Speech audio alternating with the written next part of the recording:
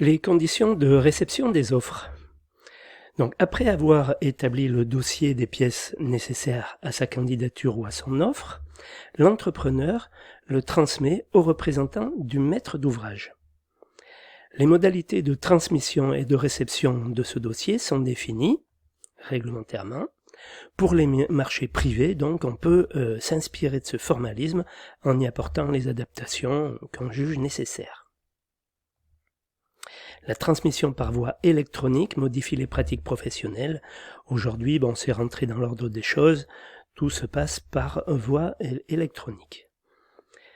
Donc la remise des offres électroniques, spécifiquement, elle comporte 2 sous-dossiers, un sous-dossier candidature, un sous-dossier offre. Donc, en ce qui concerne la remise des copies de sauvegarde, elles sont envoyées par lettre recommandée avec accusé de réception ou remise contre récépissé. Communication et échange d'informations.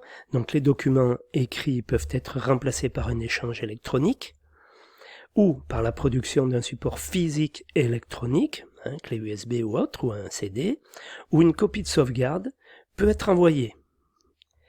Idem. Pour les marchés passés selon une procédure formalisée, donc pour les marchés très très chers, pour les hauts marchés, on va dire, le pouvoir adjudicateur, à savoir le maître d'ouvrage, garantit la confidentialité et la sécurité des transactions sur un réseau informatique accessible de façon non discriminatoire. Bon, ça c'est vraiment pour les grosses entreprises. L'analyse des candidatures.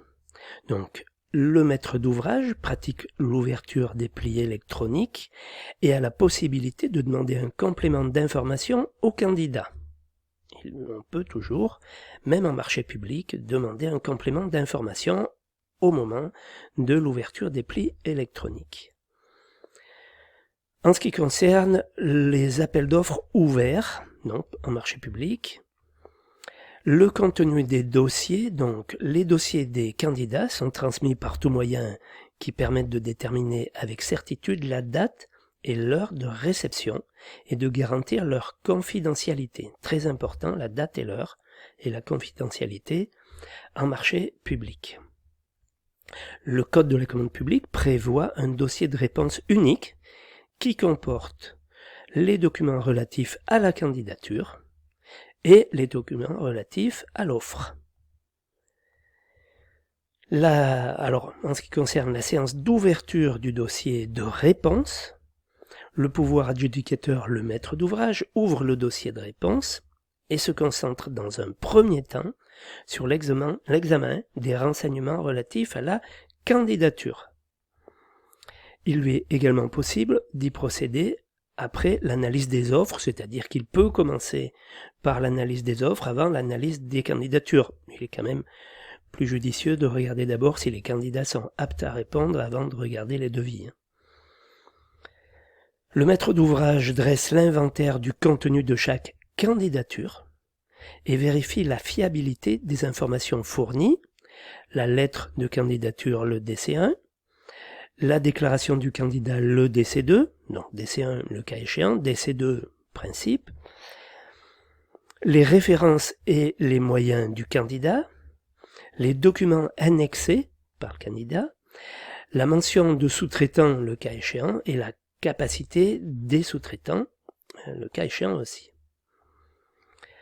La commission d'appel d'offres pour les collectivités territoriales. Les convocations sont adressées dans les conditions définies par la collectivité.